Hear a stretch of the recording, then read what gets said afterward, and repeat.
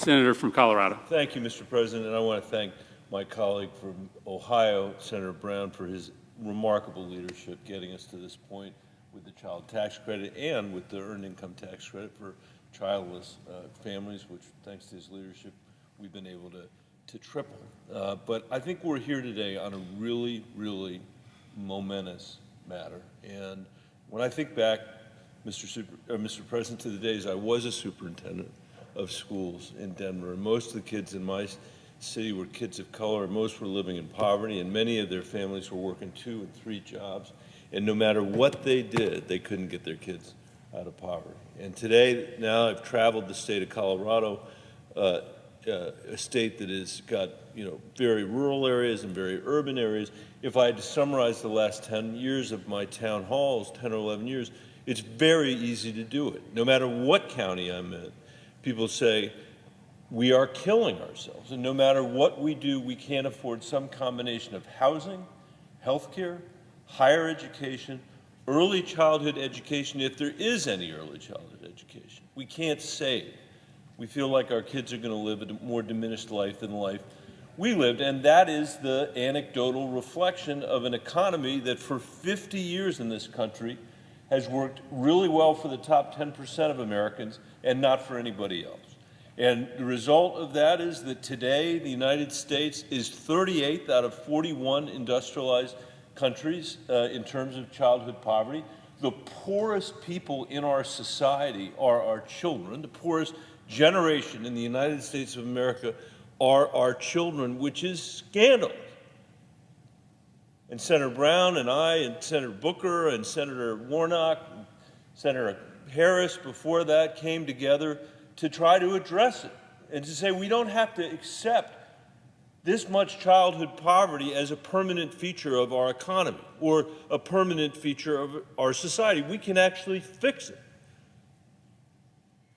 by making 3 changes to the child tax credit to increase the amount, to make it fully refundable so that for the first time in our country's history, the poorest kids have the benefit of it, and to have it paid out on a monthly basis so that when parents and grandparents are at the end of the month trying to make the rent or buy a few more groceries or pay for a little bit of child care, they're able to do it in real time. I'm sure my colleagues on the floor today spent time meeting with people in their states over the recess. I did.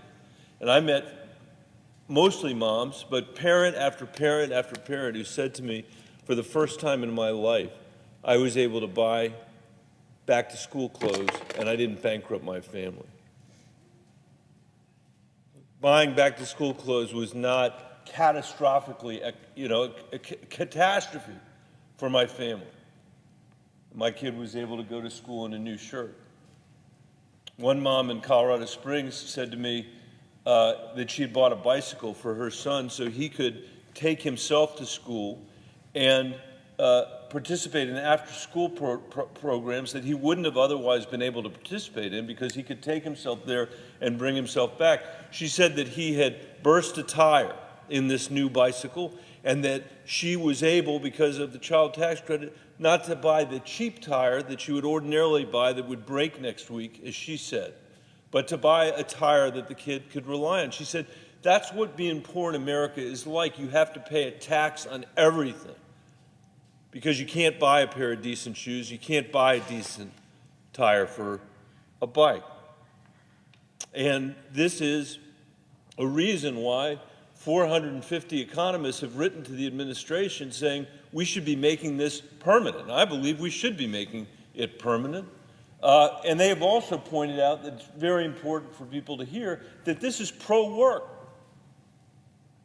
That countries that have child allowances like this, they actually have a higher percentage of people in the workforce than we do, because people can use that allowance to pay for a little extra child care so they can stay at work.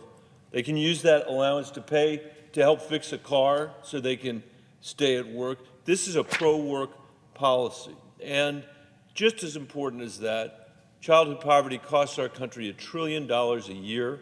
We've been told by Columbia University that we're going to see an 8x annual return as a result of cutting childhood poverty in half this year, which this policy does, as opposed to spending money just to mitigate the effects of childhood poverty. So there is every reason in the world that we should make this permanent, that we should extend it.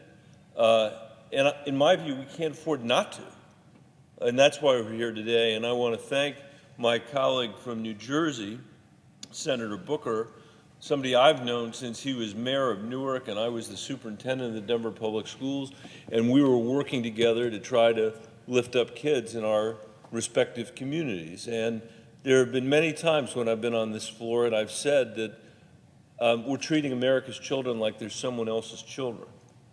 You know, that only a country that didn't care about their kids would treat kids the way we have. But finally, we're not. Finally, we've said we're not going to tolerate this.